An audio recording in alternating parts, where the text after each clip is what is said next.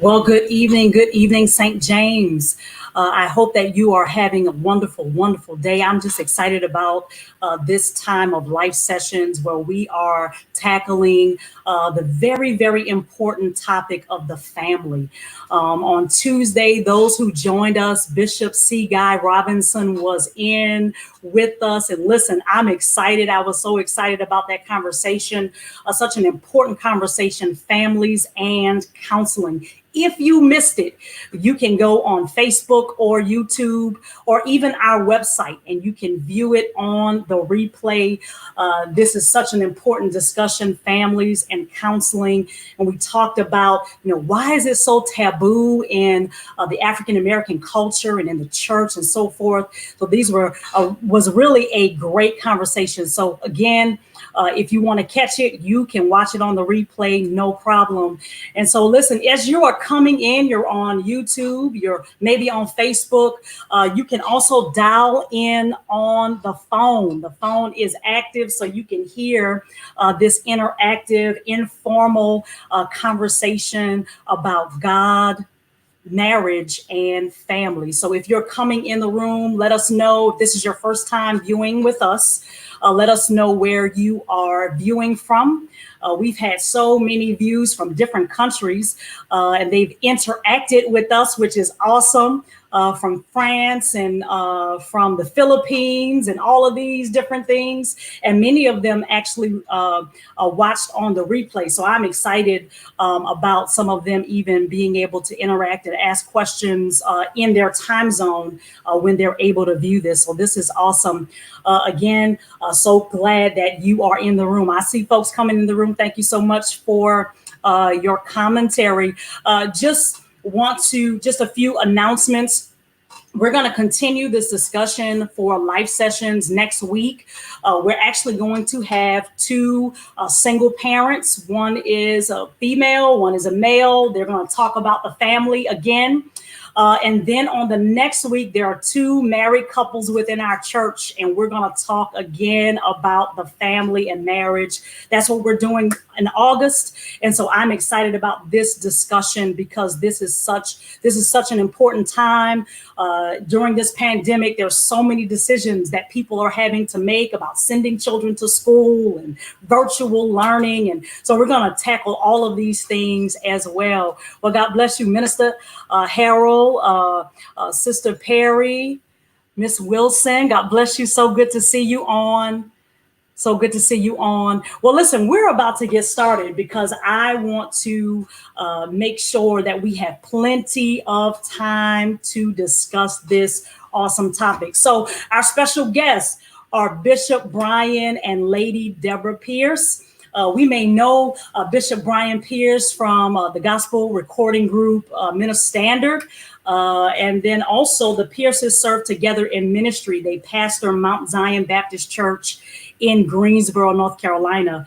So that's exciting. They could tell you a little bit more about themselves. I'm going to give them that opportunity to tell you how many children they have and all of that, to introduce themselves a little bit more, but just to give you a basis. So we're going to bring them in because I am excited about this conversation. I want to get started. How about that? All right. Hey. Hey. How you doing? Doing great, and you, Pastor? How are you? Amazing. Wonderful, doing wonderful. I'm so glad to have you on. This is such a privilege. Glad to be here. Good to be here. We're honored. Yeah. So listen, I gave you an introduction, right? But tell me a little bit more. But tell us a little bit more. Maybe how long you've been married, how many children you have, and so forth. Yes. So born and raised New Orleans, Louisiana. Yes. And Deb and I have been married for 25 years.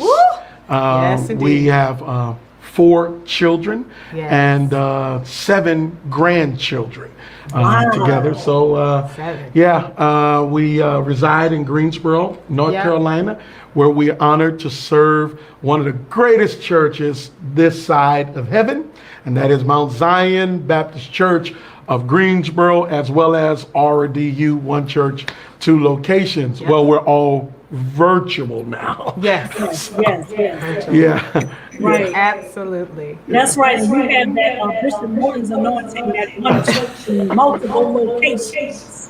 Praise My God. goodness, pray for me. Pray for Lord me. Jesus. Pray for me. Lord Yes, Jesus. I totally understand. I Yes. totally understand. Yes. It seems like all of those of us who have served with Bishop Morton, Yes. we tend to have that multiplicity anointing. So It just falls I'm glad on I'm you. not there yet, but I know it's coming. It's Yes, coming. It indeed. absolutely it falls on you, and Yes, ma'am.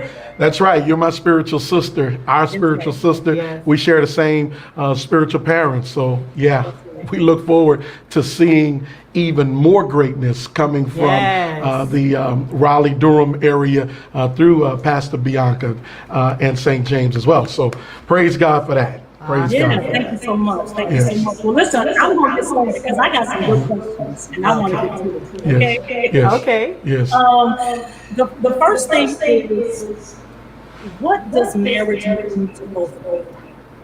Great. Great. Wow. Want me to go first? Okay. Well, to me personally, marriage is a gift.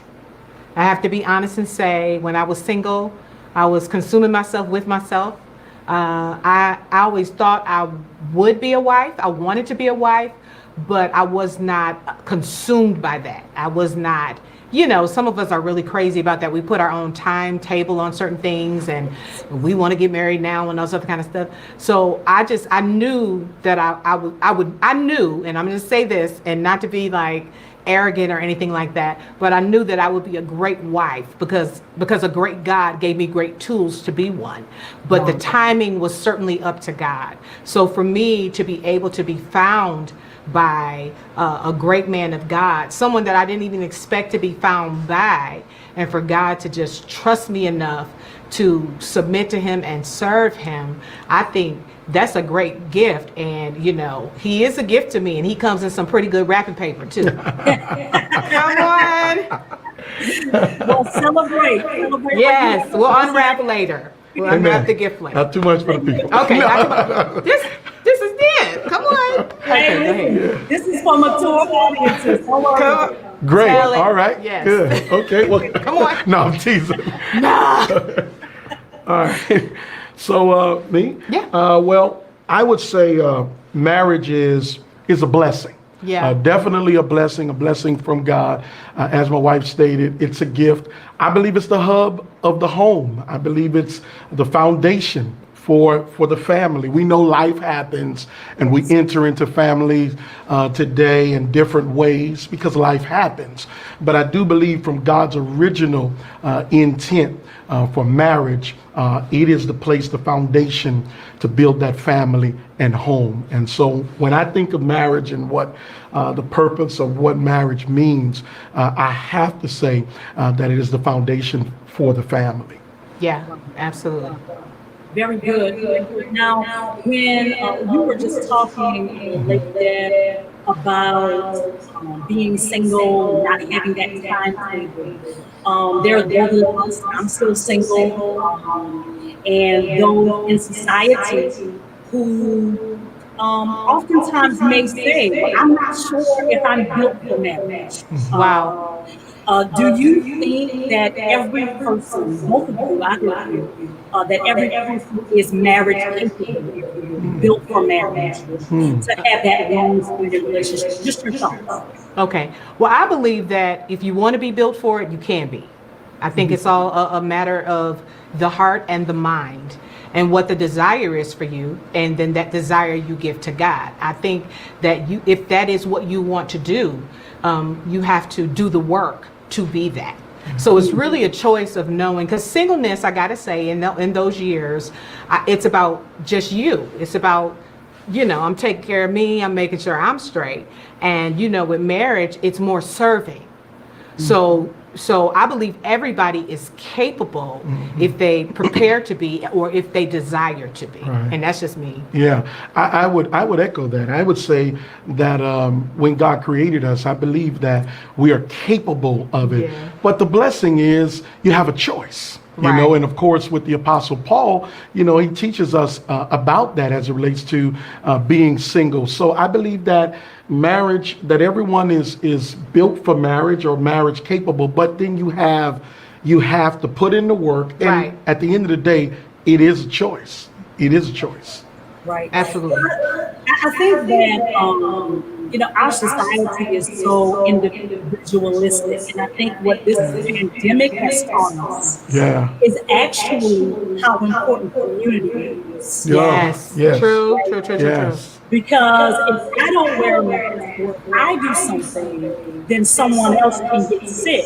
Yeah. And I think one of the reasons why we have such a hard time, especially in our country, with wearing masks, is because we're so individualistic, right? Yeah. Yes, You're that right. is true.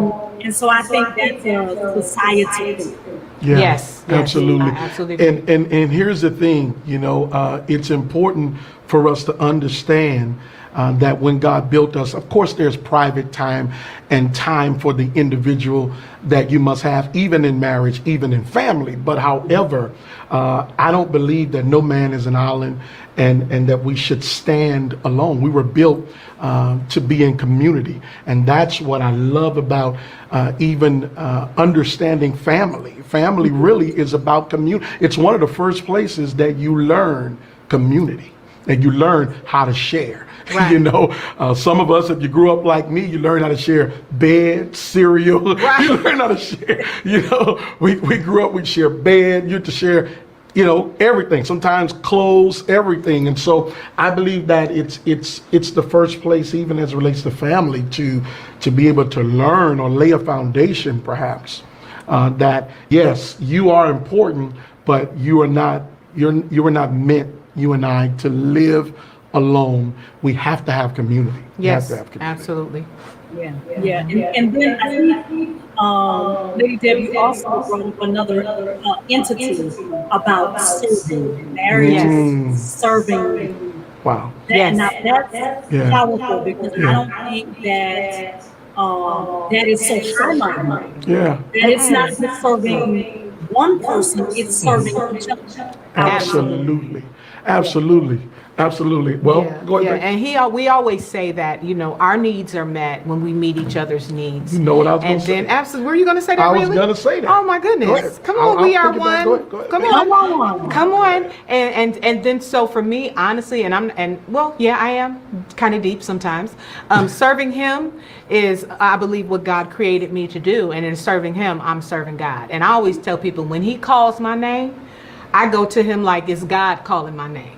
And I'm going to make sure that He has what He needs. Yeah. Yeah. So I enjoy it. And vice versa, because it goes both ways. Yeah. Just as we are to submit one to the other, we are also to serve each other. And so here it is. Marriage is about meeting needs. Yeah. Well, let's think about it in the context of serving in the community or serving in the church. All you're really doing when you're serving or volunteering, you're helping to meet needs. meet a need, yeah. We just have to adjust that into the context of the home, of the marriage. Yes. Let's say Yes. the marriage, and of course even the family, because serving it, I don't think that it's limited to just I know it's not limited to just the marriage, because I believe it's an overflow. Well, what our kids get is an overflow of what we've already initiated and started together. And it is, or it has to do with serving each other, meeting needs. We call it in marriage meeting needs, but when you get down to it, it's really serving each other. Yeah. Yes. Okay, wonderful. I am getting a note from some of the folks that there is an echo, and I think it's the speaker on your end. Do you mind? Let's get that taken care of. We got some techs in here. They're smarter than I am. That's why we have them in the room. Thank you so so they'll take care of that rather expeditiously. Okay, awesome. I just got a note there. Folks are telling me It's probably that. Okay. But we got to be able to hear her. Okay. Hey. Hi. Okay. So, is that better? Or is it?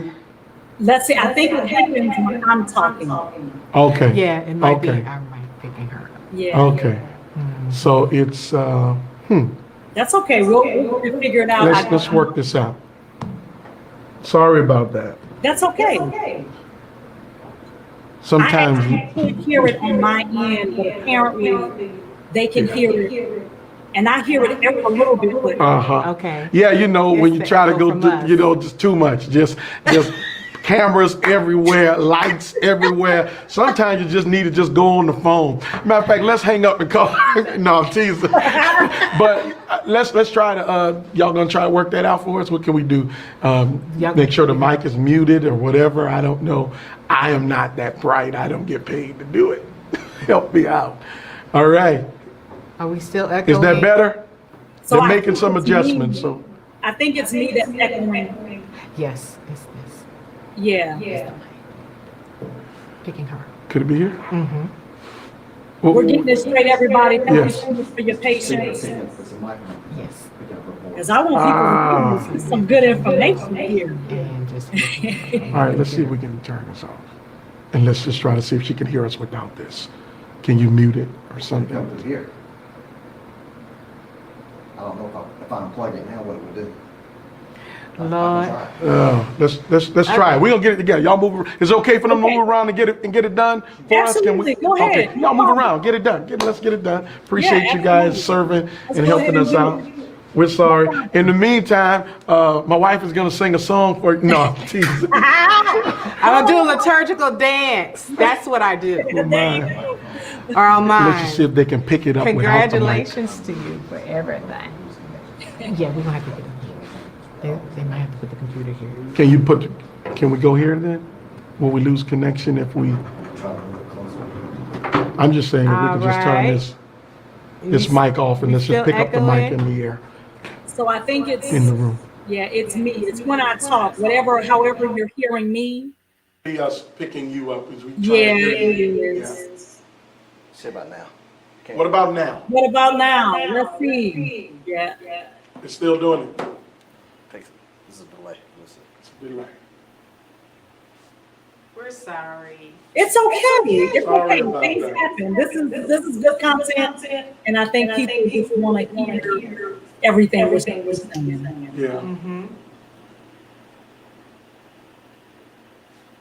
Yeah, either way. Welcome to the world of virtual Picking up that. sessions. It's the dual. So if we'd have done it from straight from here, would have been okay. Yeah. Yeah.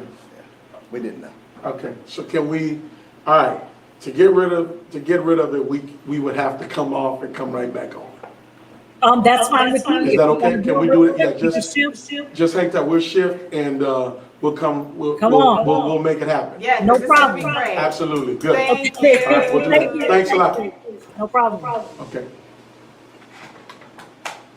So listen, as they are shifting, I just want to ask if you have any questions about marriage.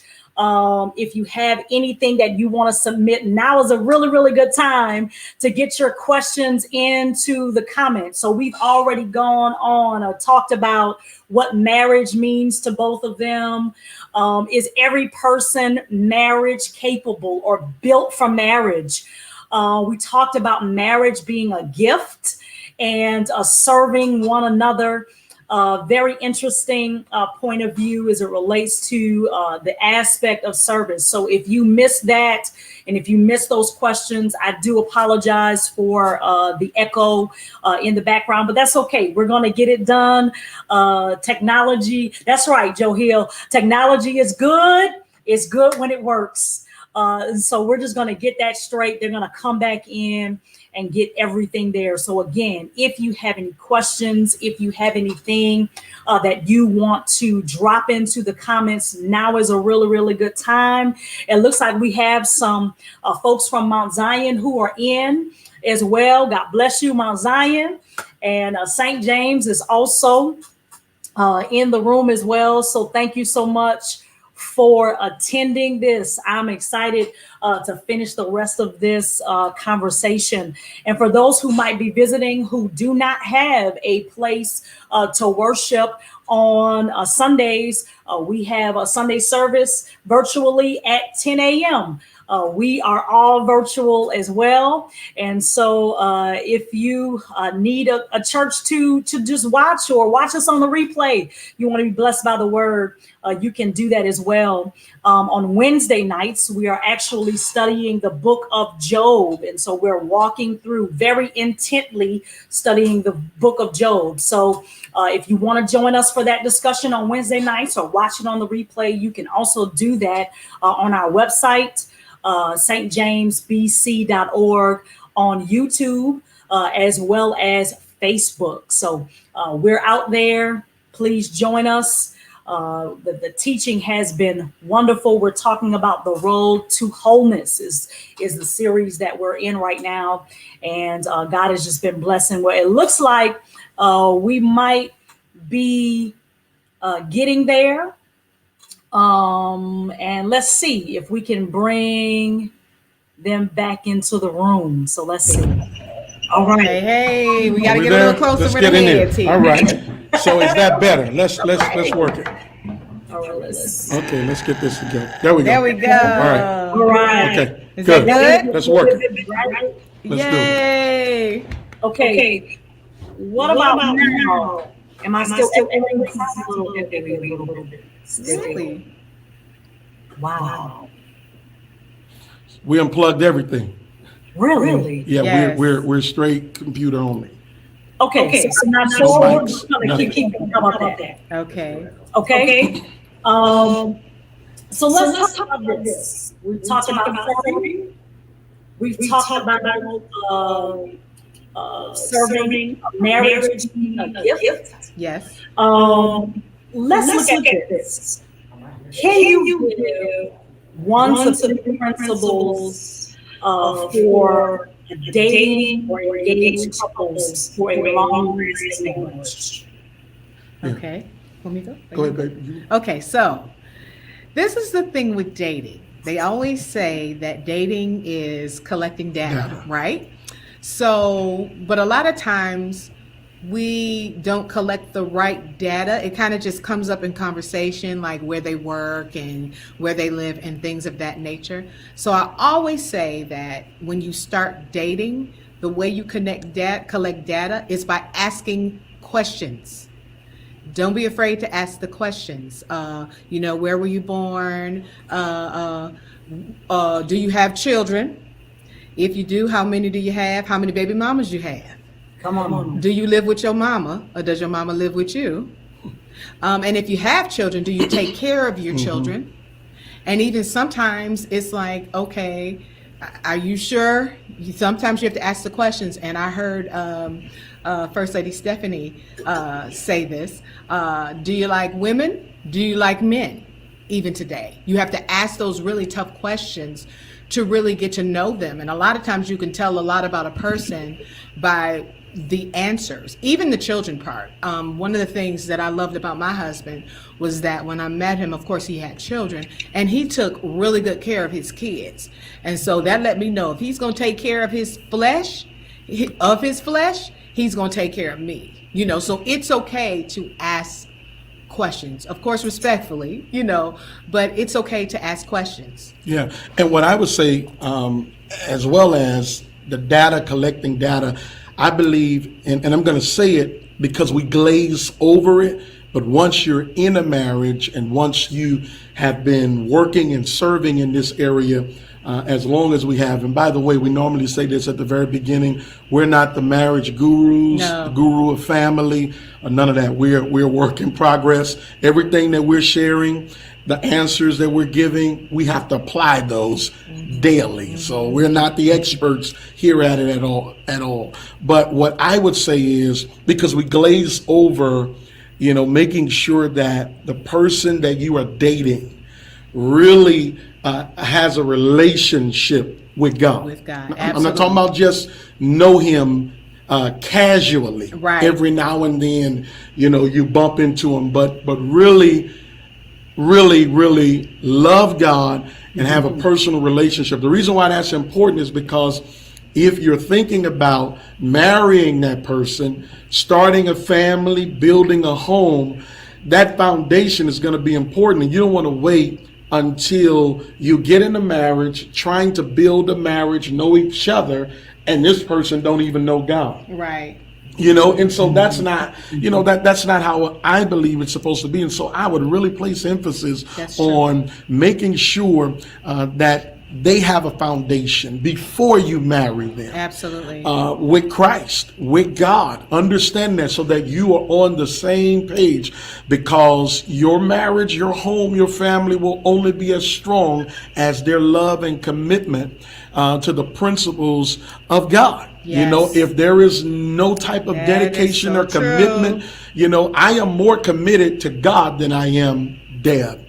So that's one of the reasons why people say, well, what helps? I don't want to let her down, but I don't want to let God down. You're right. I don't want to let him down. I cannot let him down.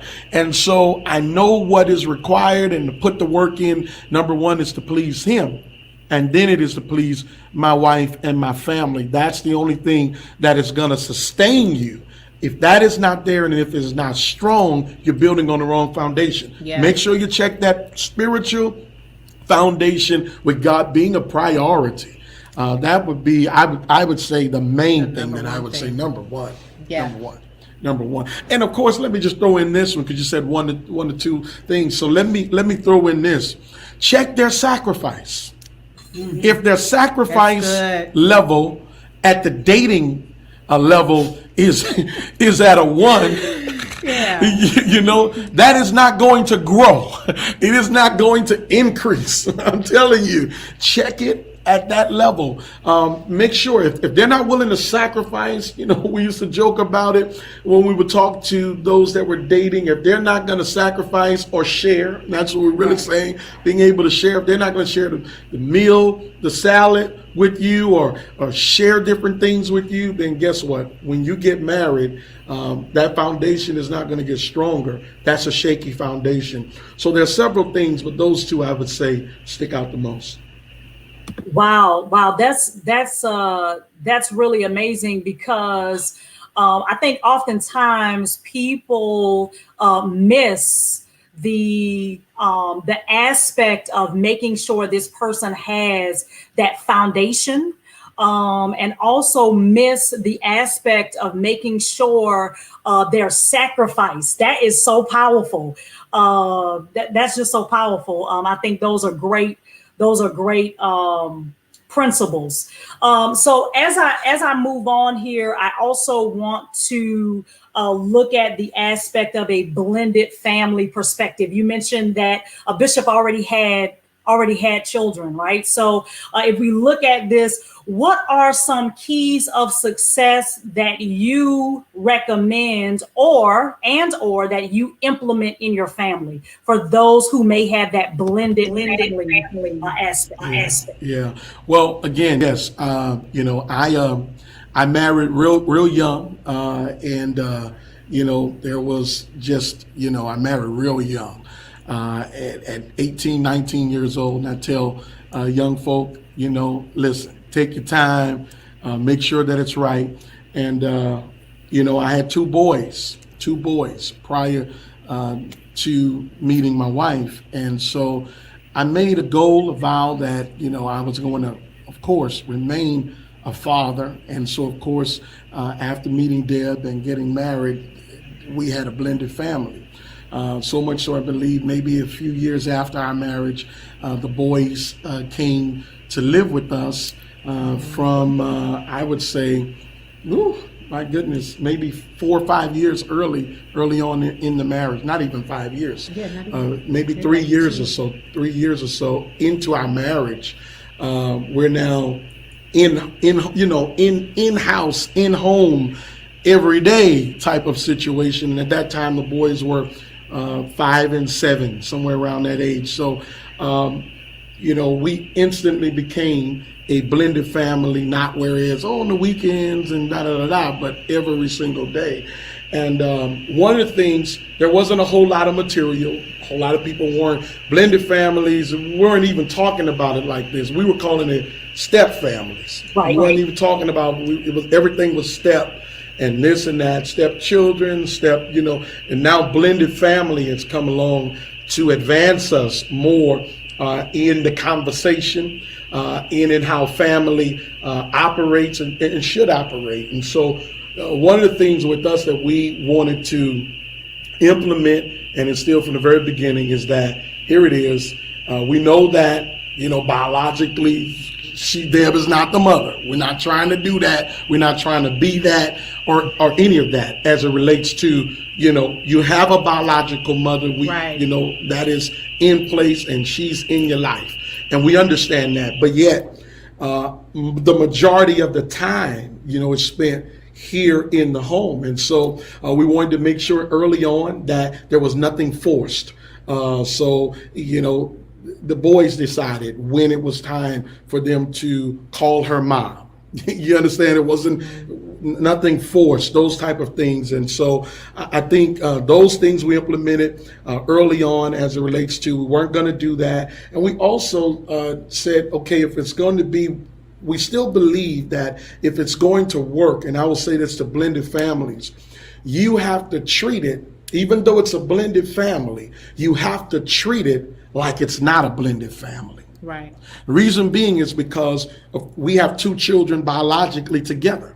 And so, the same way we're going to treat the blended family is how we should treat, we should treat the blended family the same way we treat it if it's biological. And that keeps us out of it. So, hey, if the biological going to get in trouble, the blended going to get in trouble. If the blended, if we can chastise the blended, then we're going to chastise the biological. You can't do one thing. You can't have two separate set of rules. You get in trouble there. And so we implemented early on, this is how we're going to operate. We're not going to treat it like it's some step side thing. We have to treat it like we're one family. Right. And so that helped us move along. And blended families still have their challenges and all of that. And I know those in the comment section that may have blended families, I believe that you would be able to echo,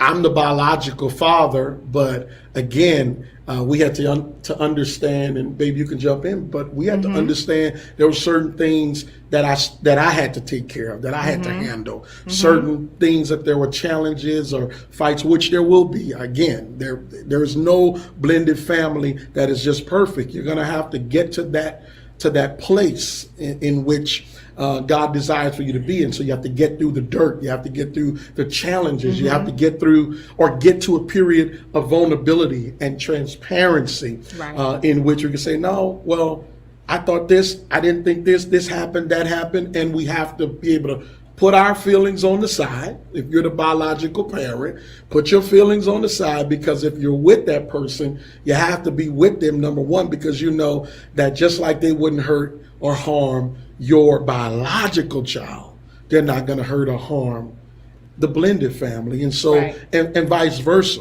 getting the same thing instilled into the children that are coming in, that we're one. In God's eyes, we're one.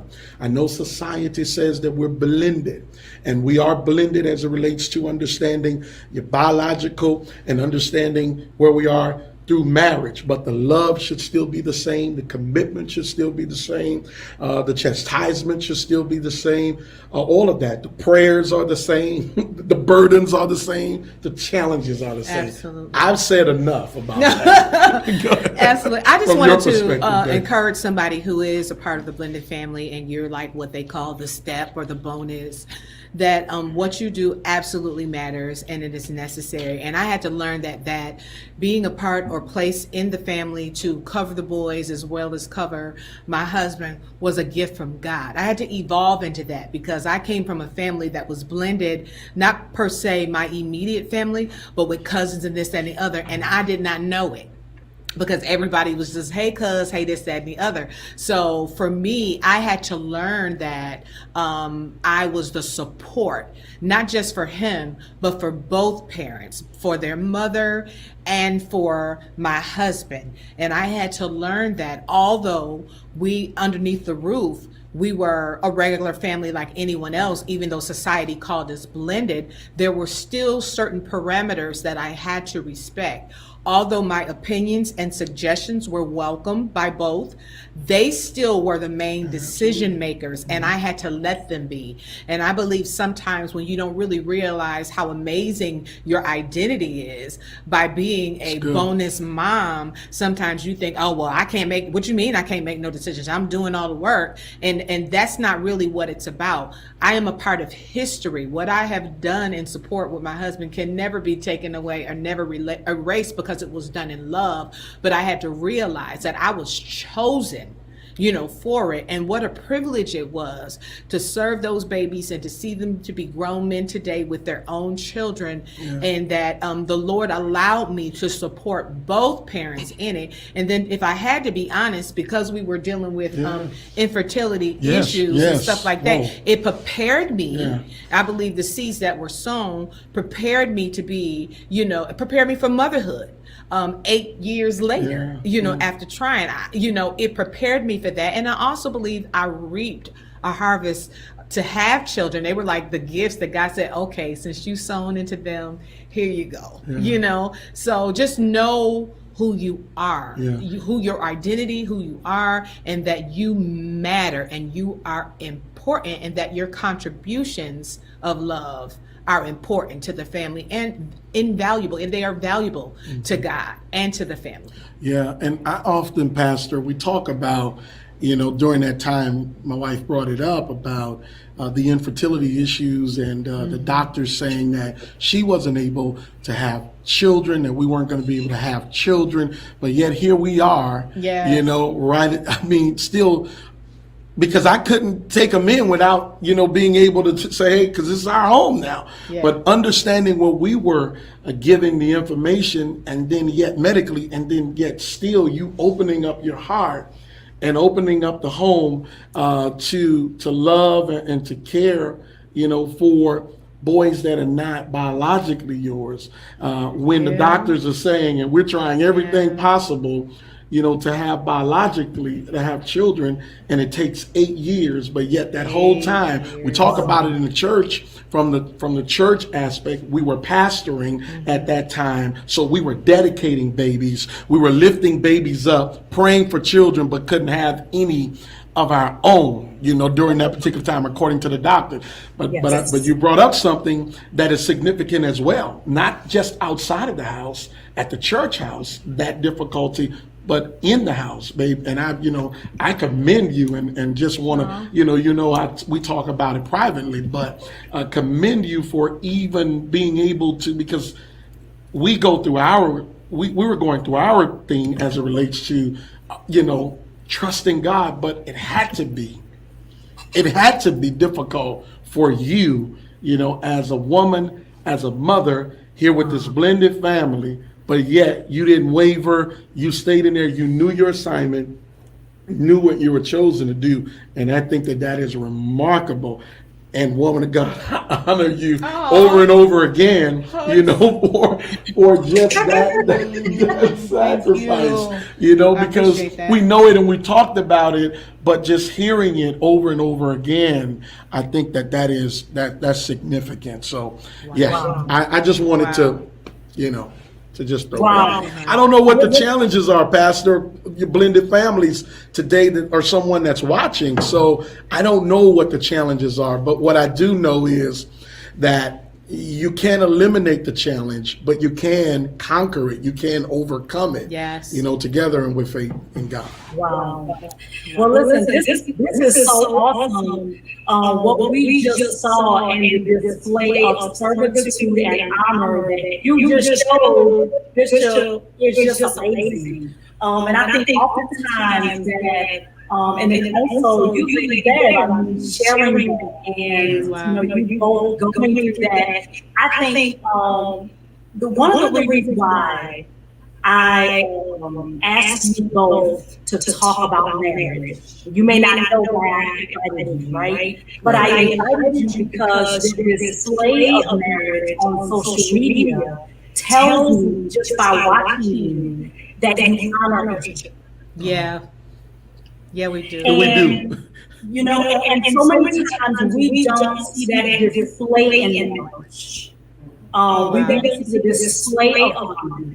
We don't see the display of care. So what we just saw is so much care. And I think oftentimes that's what those of us who are single, we're looking for that image of care that we would want to have in our marriages. So I thought that you all exhibited a couple who would have a balanced view, a balanced approach, a godly approach. I mean, lately I look at your social media, and you have a journal you read, a devotional. Yes.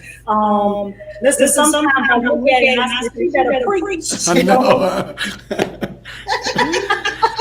Funny. So all of those things, and I know you didn't even know this, but if I'm watching, Wow. and I'm not commenting on how much I'm watching, there's others who are also looking at this display as a model, and I think it's so important that God has both of you to be a model in marriage. Wow. For people you don't even know is watching you. So thank you so much for fulfilling your assignment on what marriage is supposed to look like. Wow. Thank you. Thank you for sharing that. I don't know what to say. Yeah. I don't know what to say because the reason why, because we're not being pretentious. We're not putting on in any type of way. It's just who we are. Yes. It's just who we are. It's just who we are. And that doesn't mean we don't have our, because some people, they post what is not their reality. That's right. So I wanted to make sure, that that's not what's happening here. Yes. We do have some bad times and bad moments. Like when he takes my cover from me in the middle of the night. All of that kind and of I'm stuff. freezing. But I'm still in that bed. You know what I'm saying? After 25 years. I'm not afraid to think this is the real thing right And you're here. still in that bed after 25 years. And we've never left our bed. Right, because we made the promise, we made the commitment. There were just some things that we said, that we would never ever do. Wow. And we started off there, and I don't know if I'm getting ahead of myself going, you No. maybe want to go somewhere else with the conversation, but there were some things.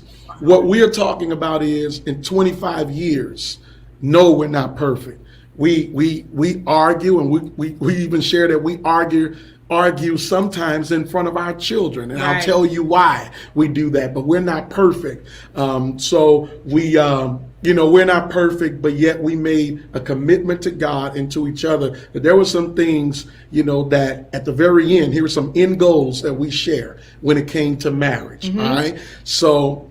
We both have been married before. We wasn't going to fail again at it, no matter how rough it was. We said we weren't going home to mama. We weren't going home to daddy. We weren't going to move out. We weren't going to separate. We weren't going to even move to another bedroom or another sofa. And so, in 25 years, no matter how, upset we may have been with each other, at each other, we never left our bedroom, never left our bed. No. We got to get it together, suck it up, and because we are in this thing, I love you till your hair turn gray. Come on here. I don't know the rest of the words, I know. As long as your love don't change.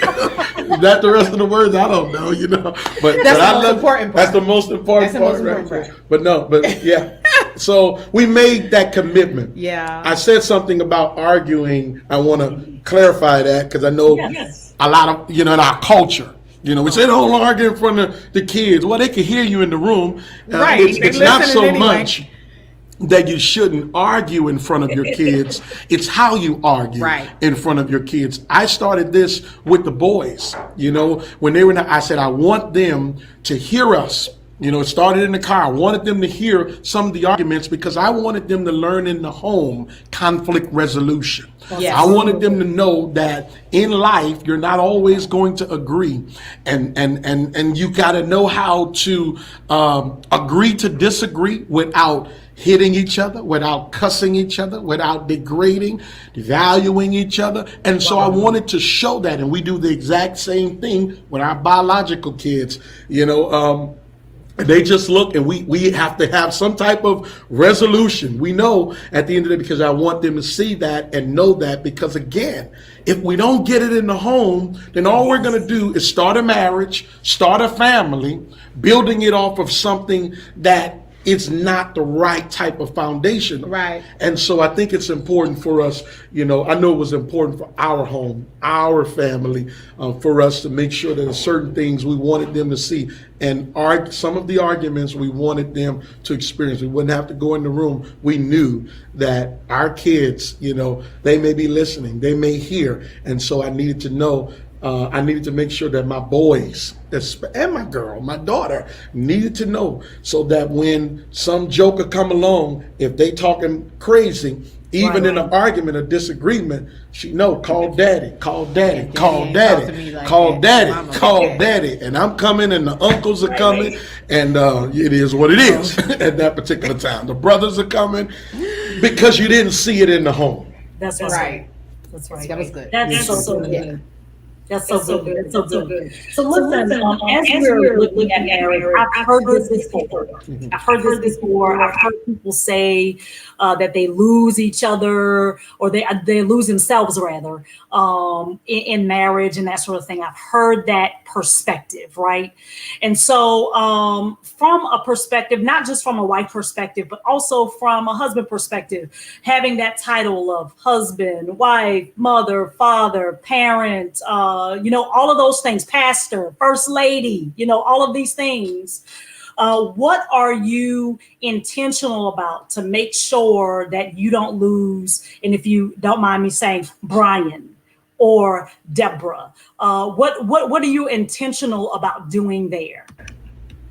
For us, I think, and he probably agree with me, I think we make sure that the marriage is the priority. Yes. So many times we say, line up all your priorities, and but for us, it's only one main priority. Well, two, God, and then us. You know what I'm saying? And then everything else.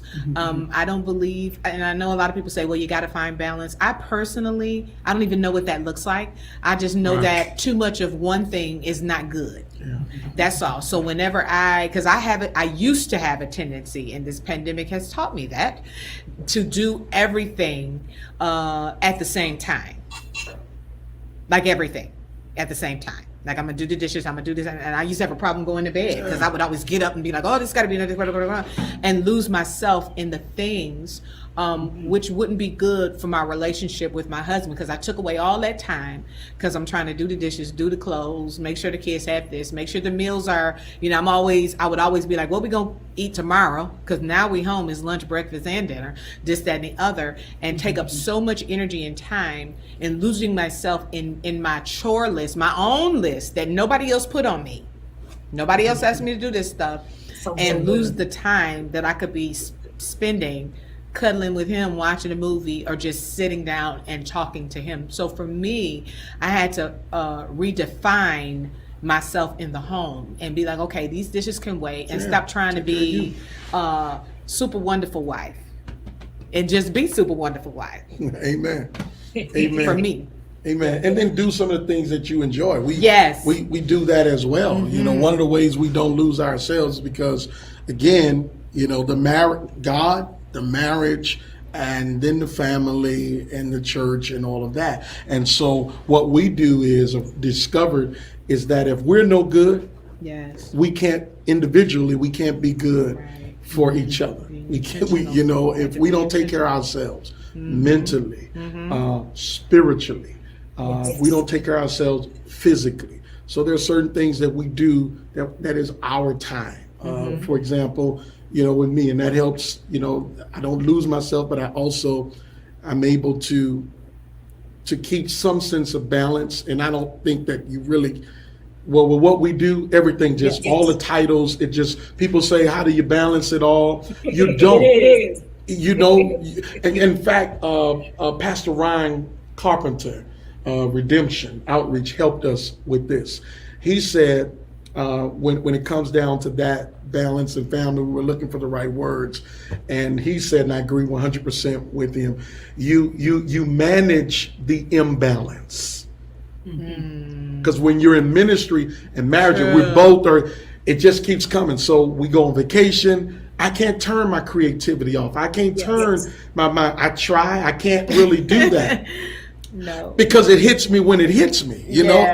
And so we've learned how to try to steward and manage the things that are, you know, imbalanced in our lives. And so that helps. But also, I know for me, one of the things that I do to make sure that, you know, Bryan, Mondays, you know, I have a schedule. So Mondays, you know, that's my day. You know, basically that's my day for the most part. Not the entire day, but you know, but that's my day in which I'm, you know, I read, I pray, I work out.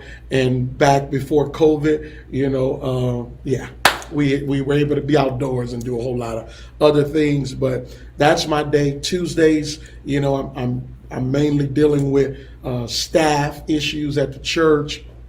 Wednesdays, we're teaching.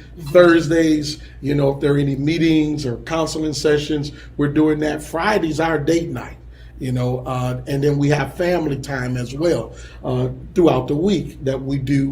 And even if we don't go anywhere, we're at home watching a movie. It's our time. Yeah. And one of the things that we make sure that everyone respect that.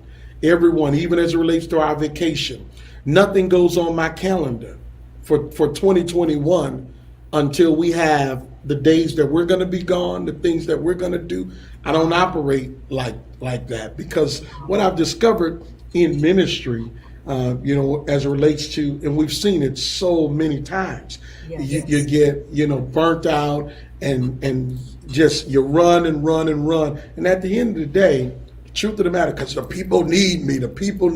No, you need to be strong for your marriage, for your family, because at the end of the day, you know, if something happens to you as the pastor, they're gonna grieve. They're gonna give you a good old funeral. That's right. They're gonna go out to the grave site and cry a little bit, go back and eat some chicken, and then in the next 3 months, someone else is gonna be in the pulpit. Your family is left to carry it. And so one of the things that we just vowed, you know, again, second time is, you know, is a charm. We made sure that some of the mistakes that we made perhaps in 13 years of pastoring prior to coming to Mount Zion, that we didn't make those mistakes here. And so with all of that, considering all of that, Pastor Bianca, it helps us to make sure we don't lose ourselves nor each other. Right. Nor the family, because there's at least 3 dimensions to this. That's right. That's so good. That's so good. Because you talk about boundaries, and implementing that, and having those boundaries is just so important. I think that's just so important for anyone to have those boundaries, to make sure that you have that adequate rest and vacation, right? I mean, even if we think about rest, and I had to learn this actually with rest, because I can just keep going. You know, I'm bivocational. I'm a project manager in construction. I have so many other things going on, finishing up a book, and, you know, starting a consultant agency and all this other stuff I got going on. But I have to learn, you know, and I've learned how to turn some of those things off and truly have days where, okay, I'm not, you know, this is my day. I'm not going to answer certain calls, or this is, you know, all of those. The self-care, the rest example is actually given by God. He rested. God rested. He rested. Yeah. And we got to do the same. We have to do the same. And so I'm better at it. I'm not perfect at it, but I'm better at it because I understand, as you stated, the boundaries and things we need to put in place. Yes. Okay. I got a couple more questions, and I know you're busy. Thank you so much for your time. I don't want to take too long here, but this is some good stuff. We can talk about this for a while. Okay. Do you think that there are stages in marriage? I'm sorry? Stages in marriage? Yes. Okay. So yes, there are stages in marriage. There are stages in life. There are stages in growth. And yes, there are stages in marriage, and what I would say is we discovered that, and anyone that's going through a difficult time, everything in life evolves. Yes. One of the things that we are really, really big on, and we had to grow to this point, we've given each other the space to evolve because we are evolving. Yes. What I mean by that is, there at one stage when we were dating or at the beginning, there were certain things that we liked. I'll give you one example that may be funny. So, I don't know.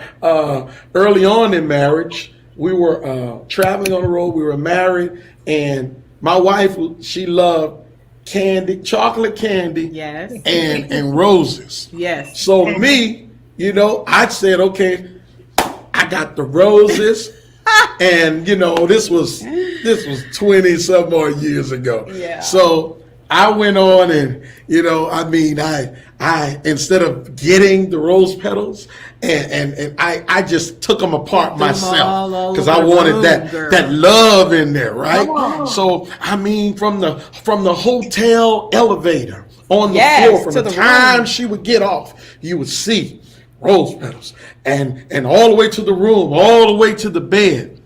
Oh yes, anniversary time. Oh, early on, because my wife loved flowers, roses, and chocolate. So I have it set. Needless to say, funny but true story. I broke out in hives and rashes and all of that. So, the night didn't go like I thought it was going to go. Because I learned, what is that on your leg? learned 2 lessons.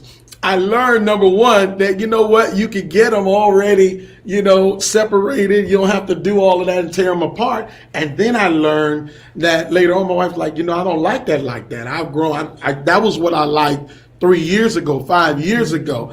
I've evolved. I don't like that right now. Right. And so it started our conversation of evolution, evolving, giving each other the space to grow. And the key to that, you say, well, if you keep going through these stages and growing and evolving into who you're becoming, and how do you really know? Communication. This is where I was. This is where I am. Yeah. So that she doesn't have to figure it out. I don't have to figure it out. And Absolutely. So I would say yes. Stages, yes. There are stages to it, even as it relates to marriage. Your marriage will go through different stages, and you have to be attentive to watch and figure out where you are and where your marriage is, what stage of your marriage you're in right now, you're living in, and you'll be able to get and receive that wisdom on how to navigate through that particular stage or season. And just like Bishop said, I believe that as an individual, you evolve. And so certainly as a couple, you do the same thing. It's kind of like how the 5 love languages or something like that. Yeah, well, your love language is going to change too. Like you said, like at first it was about words of, affirmation. And for me, now I'm like, okay, I already know I'm amazing. I tell them every morning, don't I? And he'd be like, you're great. And I go, I know. I'm like, what is that? You are so arrogant. I am so cocky. Do you not know how amazing I am as your mother? And that's what I tell them, because as women, we have to do that from birth. So, I finally grabbed that. And then it was, gifts like the chocolate and stuff like that. But right now, I'm in the love language of servitude. Oh, yes. So he can give me chocolate, that's fine. But if he wash them dishes. I'll take out that garbage. If he wash the dishes and take out the garbage. I'm like, I am so in love with you. I'm so in love with you right now. You took the garbage out? Thank you. Yeah.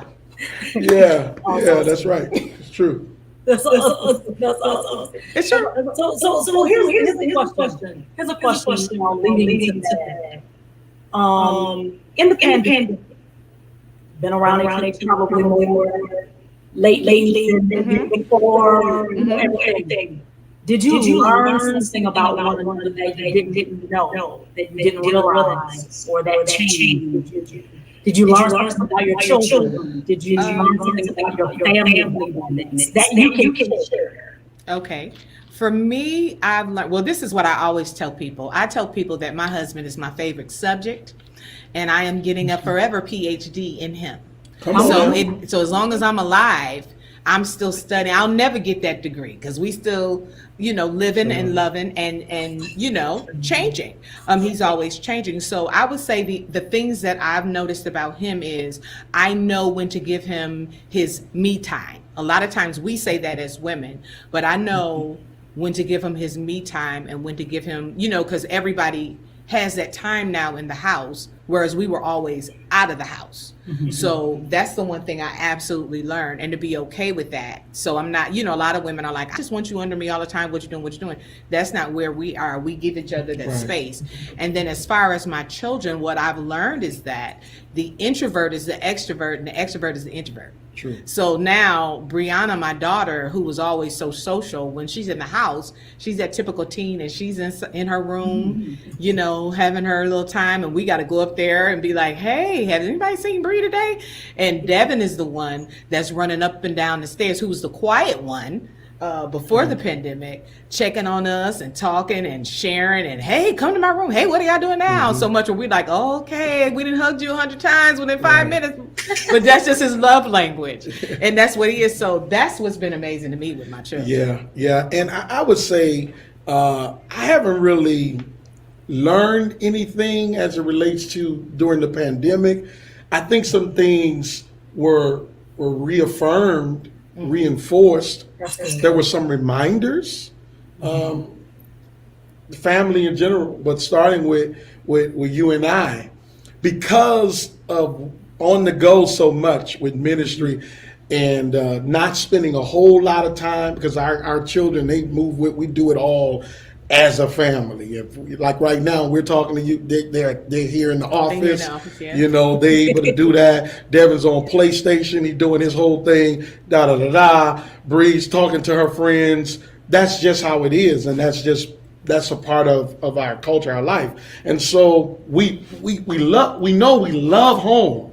Love being home, and I always knew that. We say it, but it's been a reminder, a reinforcement of how much, like, since the pandemic, having to stay in. Yeah. I think, there's some changes that needs to be made, and it was just a reminder, a reaffirmation. That's been reaffirmed.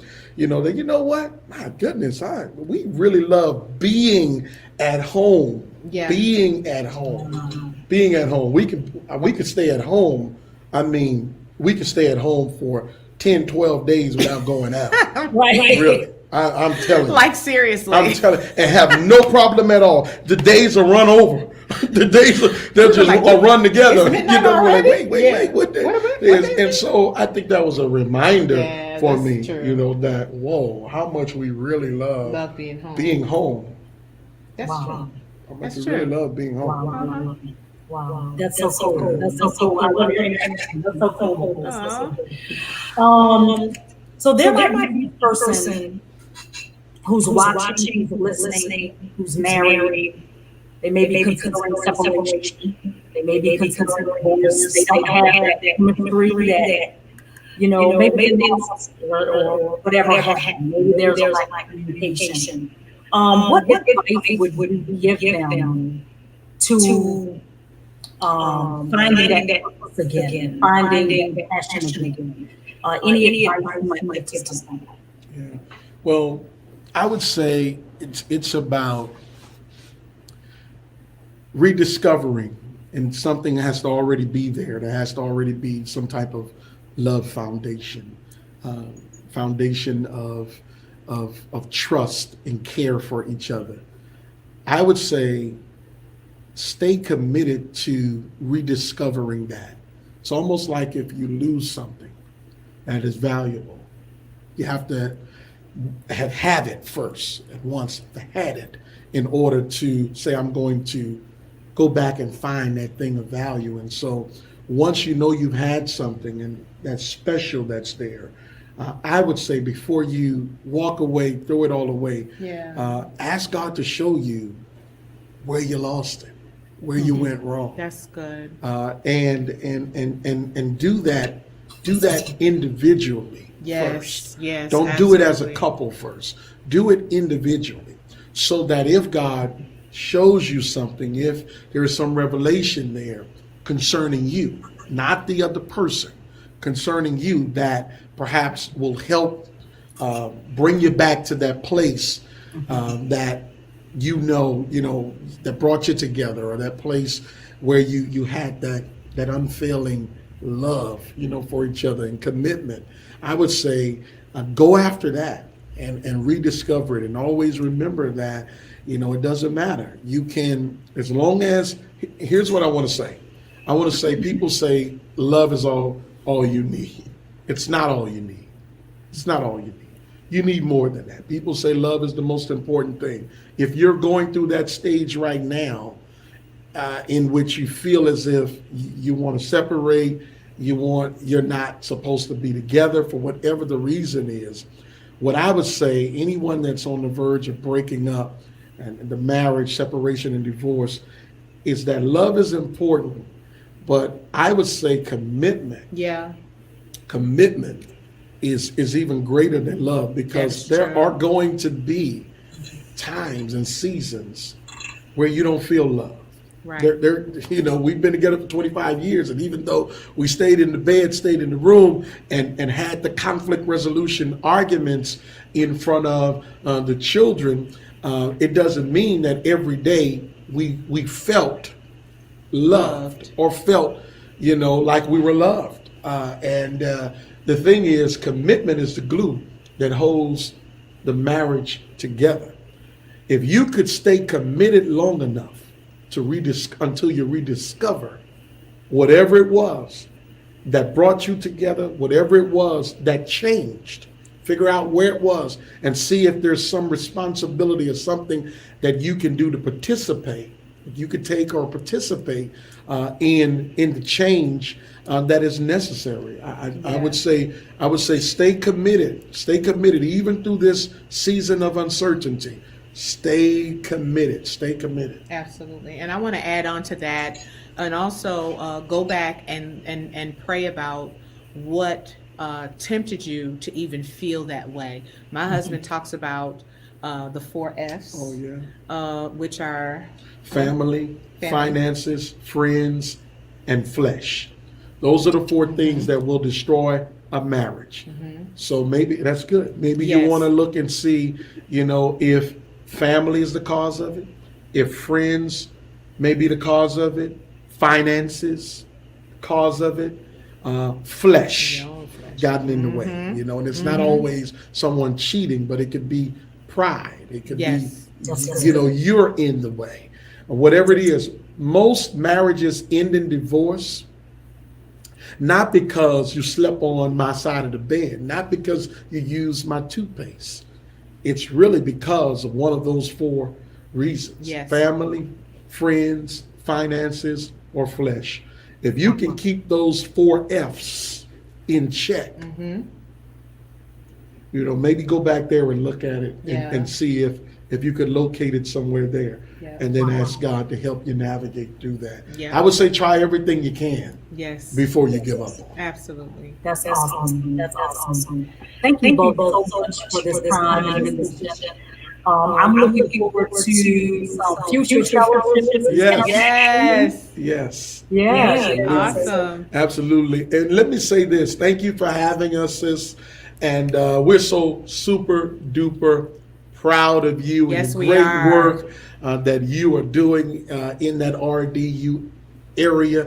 And so we're super duper proud of you. You know that we're praying for you and that we're covering you from afar. But we love you and continue to do everything that God has placed in your heart. Thanks for having us. Absolutely. Thanks for having us.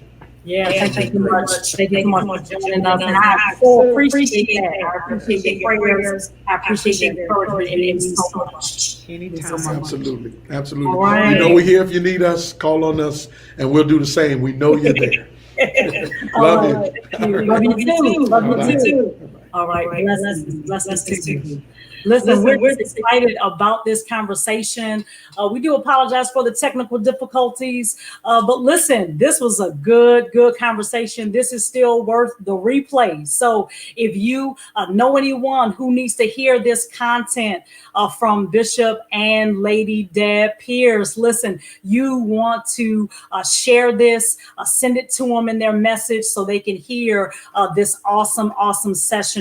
Wonderful words, wonderful encouragement for those who are single, dating, married, thinking about separation, thinking about divorce. Let's pray about it. Let's seek the purpose again. Let's watch out for those 4 F's. Find the root of the matter. And so I'm encouraged and excited about this discussion. And thank you all so much for staying on, for listening, even through some of those technical things. We definitely were in anticipation to hear the resultant of this discussion. So thank you so much. God bless you, people of God, and have a wonderful night. Blessings to you.